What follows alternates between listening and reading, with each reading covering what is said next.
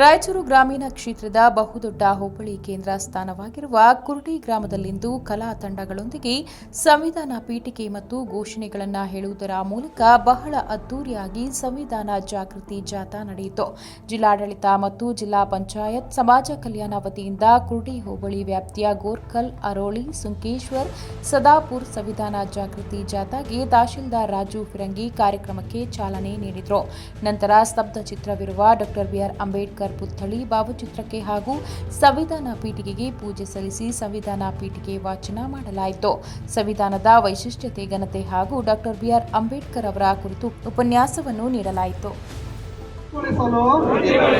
ಶ್ರದ್ಧಾಪೂರ್ವಕ ಅಭಿವ್ಯಕ್ತಿ, ವಿಶ್ವಾಸ, ಧರ್ಮಶ್ರದ್ಧೆ ಮತ್ತು ಉಪಾಸನಾ ಸ್ವಾತಂತ್ರ್ಯ, ಸ್ಥಾನಮಾನ